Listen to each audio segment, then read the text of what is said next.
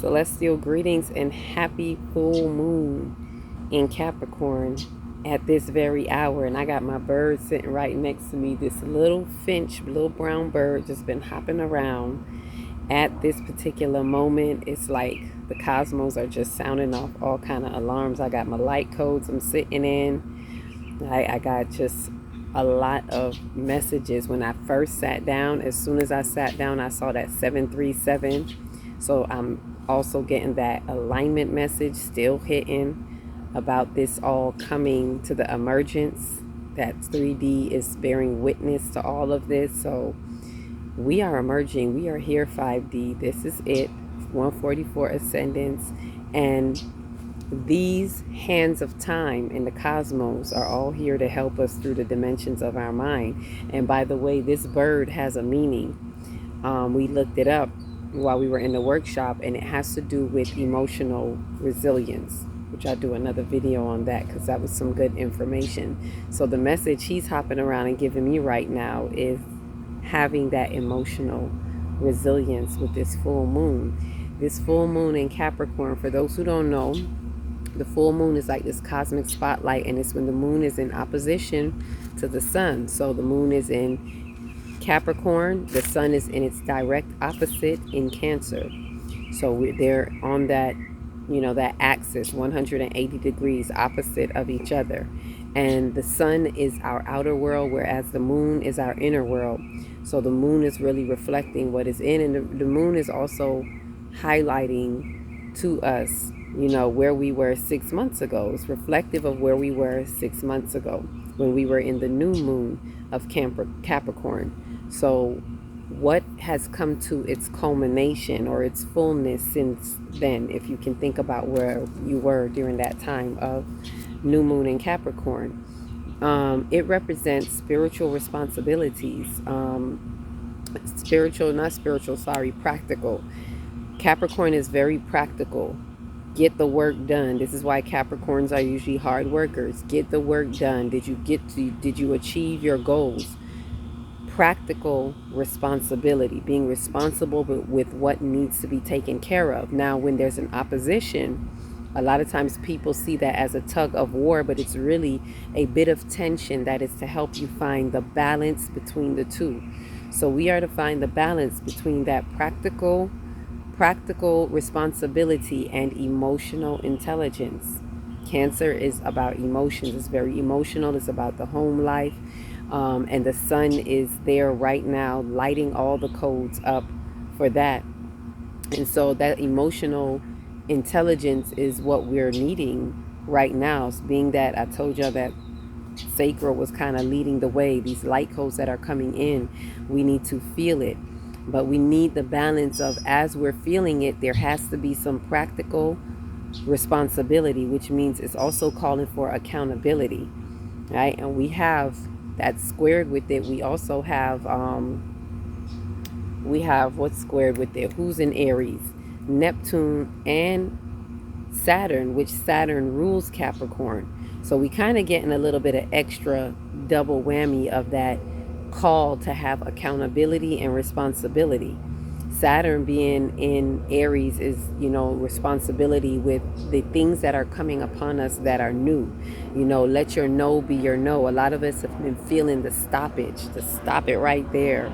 Follow that instinct, right? Follow that intuition that's saying stop. The full moon in itself is like a stoppage. Like we got Mercury pulling back, right? We got Mercury going, retrograde. So it's like as the full moon hits, right before Jupiter leaves Cancer, closes out its year cycle, going forward, it's like Mercury is doing the slingshot. Like, it's like, if I could hear it, it's like Mercury is going pull up. It's remixing. Mercury is a DJ right now that's pulling up, and if you could see like a slingshot kind of pulling back, the messages that we needed to get from even last year when Mercury was in Cancer, passing through with Jupiter. So as Jupiter is leaving, it's like it's catching the tail end of that and pulling back and giving us a chance to really have a retrospective look during this introspective time, because the full moon is very introspective, inviting you to really go within into your inner world with the cosmic spotlight, highlighting any dysfunctions or any misconceptions, anything that we need to really look at. So some debris is going to get kicked up always with the full moon, right? Particularly emotionally, because just like it rises the ocean, the tides in the ocean, it rises the tides in you, the waters in you, which are the emotions in you. So allow it to bring up what it's bringing up, but process the emotions. Allow yourself to feel it and process it. Remembering too that Cancer, even though the sun is in Cancer, the moon rules Cancer. So the sun is in the moon's house right now. The sun is allowing us to look at these emotions. It's highlighting the emotional affairs and things like that. It's helping us sift through these emotions, right? So we have this emotional intelligence that needs to be aware while we have the moon being in Capricorn. Although it's emotional, it's highlighting the principalities of Capricorn and saying, hey, responsibilities. You know, some may even be feeling emotional about the responsibilities that we have.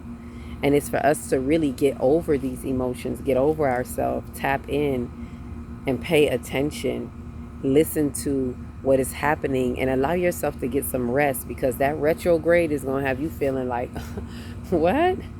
You know, it's pulling back, whereas Mars that just entered Gemini is ready to initiate, coming with that passion, ready to have this information going, right? It just happened, and then now we have, you know, retrograde saying, hey, Mercury's like, hey, don't have that conversation yet. Whatever that important conversation is, communication, is saying, just wait a minute while we having this retrograde. Like, let's let the dust settle for a minute. Wait a few days before you have that important, difficult conversation. So, and look into your world and affairs, practical, and look where there has to be some accountability or responsibility and what that means for you.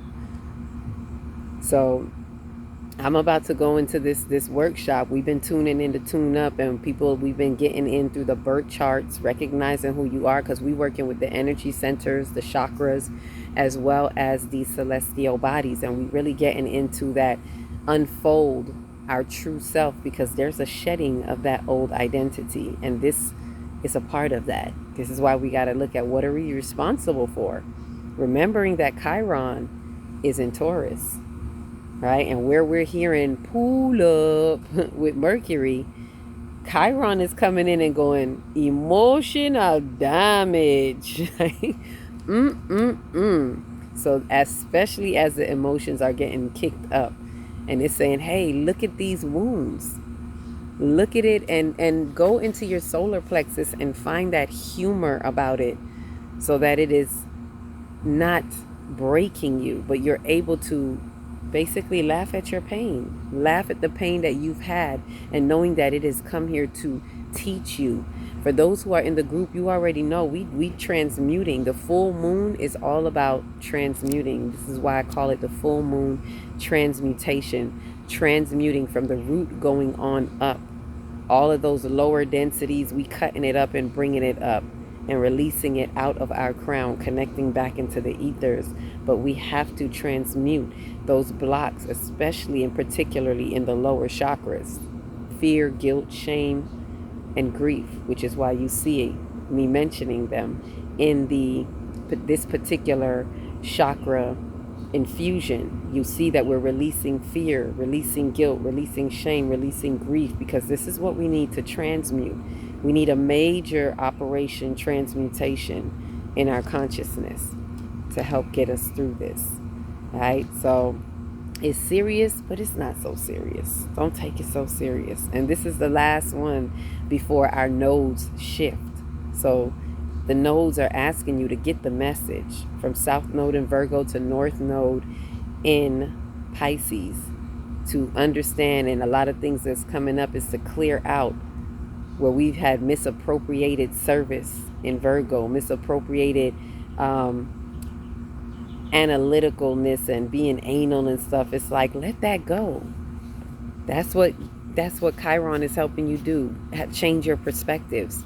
Last call to get an opportunity to look at these things, to change the perspective, not to run away from it, not to avoid it, but to change the perspective so that you can remove the shadows of Virgo into the North Node. Ashe. So with that said, enjoy.